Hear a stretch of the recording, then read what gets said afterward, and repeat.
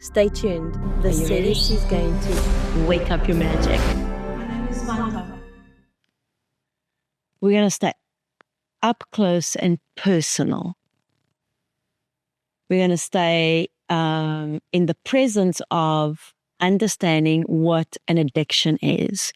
So if I can have your attention for a little bit, you're going to understand what addiction absolutely means to you. If you look up addiction and you go and read it, and I'm going to ask Mark to put it up for me, and you'll still read it then, what it says. So what does it say? Okay, 1, it's a noun. 2, it's you being under the influence of a substance, a thing, or something, right? So let's go on to what I want to bring your focus and attention to. It's not so much that it's an addiction, it's the way you feel about how it interacts with you, right? So think of it, let's change addiction to a pick-me-up. So it kind of changes the way you're feeling. So you do something, and now you feel that it picked you up. You felt good, right? So now you want more of it. So the body now is saying, I want more of it. The dependency of it that you now becoming addicted is because of the way it makes you feel, right? So in understanding this premise here, we're going to start de-webbing, for a lack of a better word, okay, or detangling, which would be a clearer word, or unraveling. Well, now it starts. Now you're starting to get like, oh, I can understand that, because everybody has this premises, okay, of the word addiction. It has kind of a negative connotation to it, but we're all addicted to something because of the way it makes us feel, right?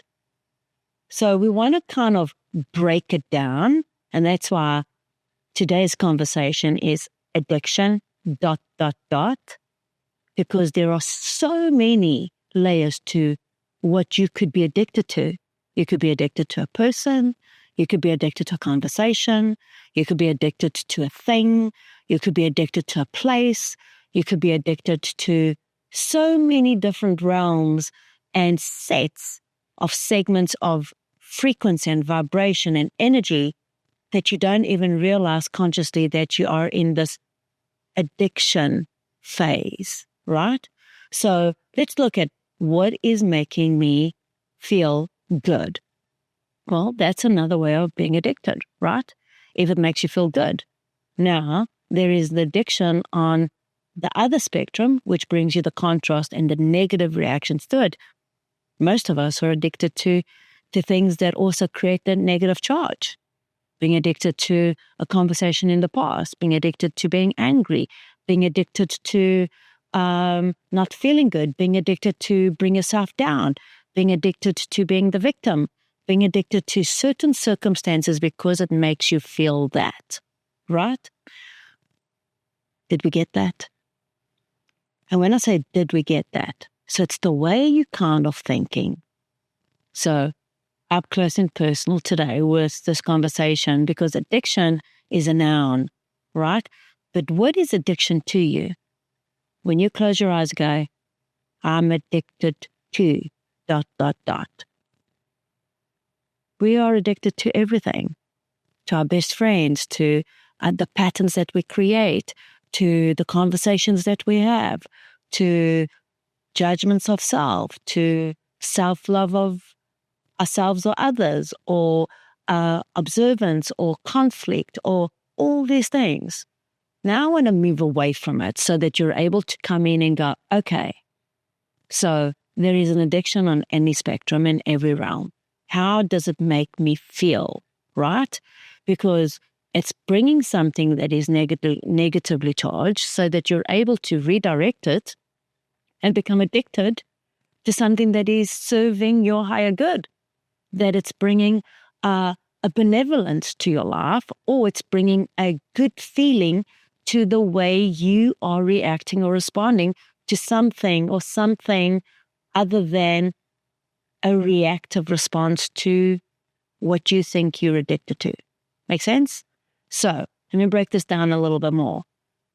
When we go into conversations of our social spectrum, addiction has a negative connotation already because it's related to either sex or drugs or porn or a negative charge, which brings in, okay, now alcohol, substances that alter your state of being. I always love this challenge because that's when you measure people. That's where you measure where you are when you are in an altered state, like being super, super tired. How many people do you know that when they get super exhausted, super tired, they become ratty, nasty, mean, and unraveled? They can't think. Measure yourself there when you're super, super, super tired, right? How about when you like in a state of survival, like money, when people are broke?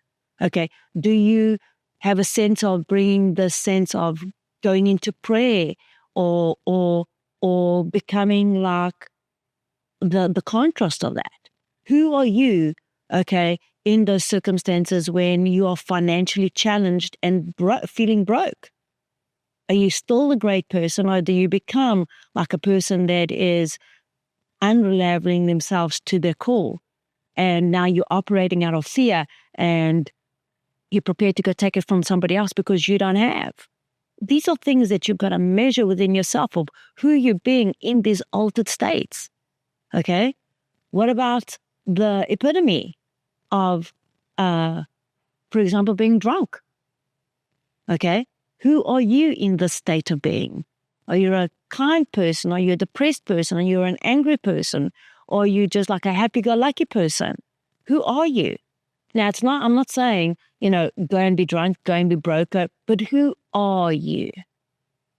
And that's the space of who are you being addicted to? What is your addiction? Is your addiction driving you into a state of being where you are not yourself, okay, or you're expressing aspects of a disorder, right? Because anything that is in the body that is creating a chemical reaction that you can feel you are not serving yourself anymore, 3 days, you can flush it out of your system. In 3 days, you can flush it out. Poisons, toxins, metal, 3 days, you can flush it out. What you can't do in 3 days, or you could do in 3 days, is the psychological, mental aspect of the way you feel and who you are being. That takes much longer. So it's who you are being and the quality of your thoughts in this alignment that make the biggest difference of all. What are you addicted to, and how did you get into this addiction? And how do you feel about it? That becomes now your psychology, your premise of your habits, your subconscious thought of how you're connecting because of how you feel. And who are you being? And what are your set points and your boundaries? And what do you want? These are all very, very, very, very important facts because, addictions are everywhere. It's how you make you feel. We're all addicted to our social media threads at the best of times. How many times you catch yourself gossiping? How many times you catch yourself being judgmental on yourself? That's an addiction. How about this? How many times are you catching yourself being just in the space of lack? That's an addiction to your psychology. So addiction ... can go into many, many, many realms. So how do you bring this back? Okay? How do you bring this back to understanding where you are? What are you addicted to? Why is it important to pay attention to your thoughts, your feelings, and what you're doing? Because the more you are in alignment with yourself, meaning that it's right, really, really close. Okay? It's not out there. It's here. Okay? How are you feeling right now? Being present is a space of addiction as well. Because the more present you are, the more you have a flush of endorphins, okay, that change, okay, the chemical or the chemistry inside those emotional waves, okay, of your cellular structure. What are you present to? Which emotion is triggering, okay, that space of altered alertness? Are you being drawn, okay, to doing good? Are you being drawn to feeling good? Are you being drawn, okay, to doing good? Or are you being drawn to be spiteful, to be vengeful, to be nasty, to be mean? Do you want to hurt somebody? That's an addiction, okay? Because all it's going to do, it's going to come back, circle, boomerang right back. And then you want to hurt yourself. Because your core heart pulse, your space within your heart, okay, is to bring love to you and then to those you love. Not to hurt them, not to hate them, not to be spiteful to them, not to be mean. That's just another source of addiction.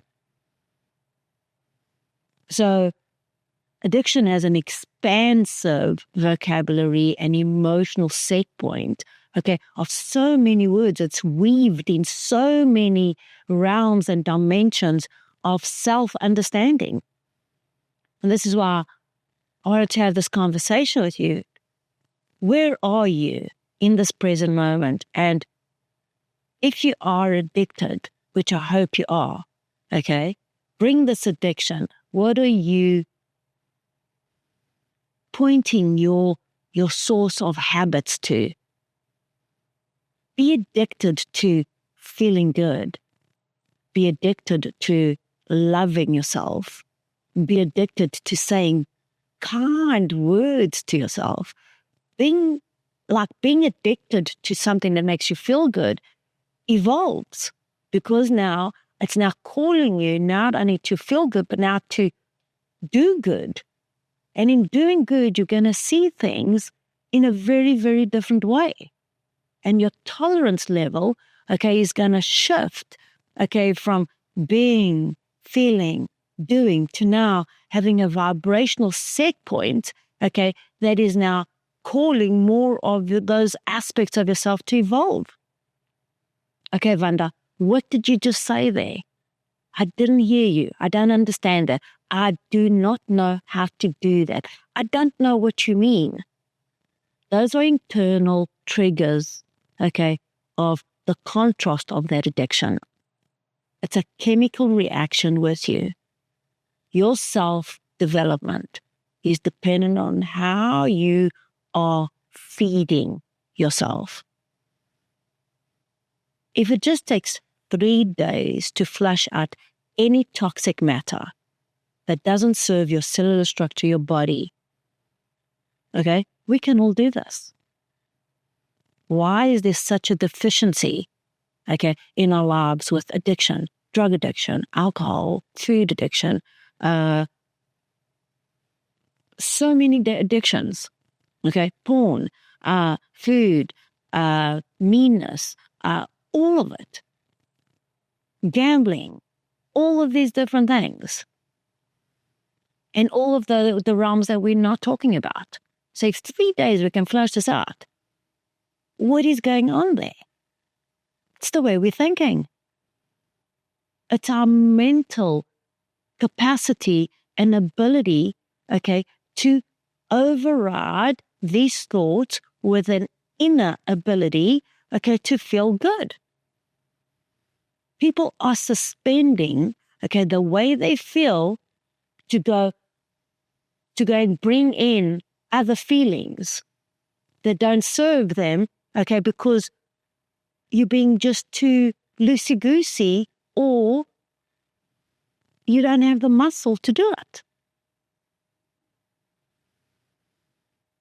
This is so important because Addiction has been taken so out of context to bring fear into what we already know who we are. If our cells are renewing and rejuvenating and revitalizing, and all it takes is a discipline of 3 days, and we know that our minds are not disciplined and our thoughts are not disciplined, then we've got to bring an infrastructure of support into who we are being so that you can support yourself, right? So, how does this serve you today? Keep it simple. How do you feel? If it feels good, pay attention. Because if you're going to do something because you're wanting to de-stress yourself, okay, like your bills are overloading you, you don't want to go deal with a conversation, you might be taking your mind off your immediate, what you think realities are, and you're defaulting, you just need to escape, right? Well, then pay attention to that. Because as soon as you have gone away from your pick-me-up, you're going to go into a downer. So, and that's the difference between, how you're feeling and going into it. So often people go this, oh, what's the difference between, being addicted to love and being addicted to sex? Very big difference. It's the way it makes you feel, right? What's the difference between being addicted to, feeling good and being addicted to gossiping with your friends or a group? How does it make you feel? There's an addiction at every level. It's the way you are compounding your feelings and your thoughts. That's what creates the habits and the chemical exchanges in your cellular structure. The more you are in a zone with people you don't like, you will become what you don't like. That's an addiction. Good or bad, right or wrong, with no judgment, that's what it is. It's the science of it. So this conversation has gone very broad, and I want to keep it very simple because it's ... It starts with you and it ends with you. How are you thinking? Okay, what are you addicted to? Are you addicted to bad thoughts? Are you addicted to thinking negatively? Are you addicted to being compulsive in looking outwards versus inwards? Are you addicted to starting your day fighting? Are you addicted? What are you addicted to? So, right there, okay, just that there gives you that edge. It gives you that space of evaluation that now, right, I have the choice to turn this, and I want to be addicted to feeling good. Well, if that is the case, then you've got to go bring your own inner psychology of thought forms and start bringing in a higher sense of inner vision and discernment, okay, so that you can have a strong connection to how you share those thoughts with yourself.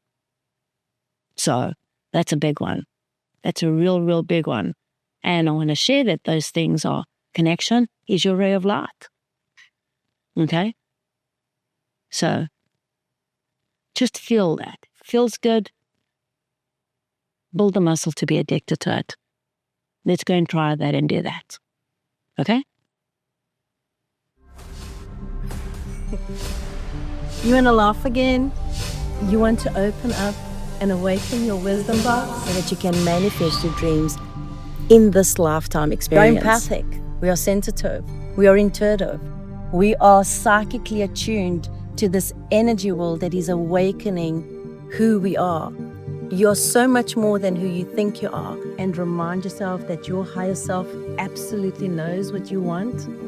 You are the creator of your life. Future holds for you what you have put into your future, what you're thinking, but most of all, what you're feeling. That is what is coming to you. That is how the universe talks. You are the creator of your life. We all are. Are you ready? My name is Vanda.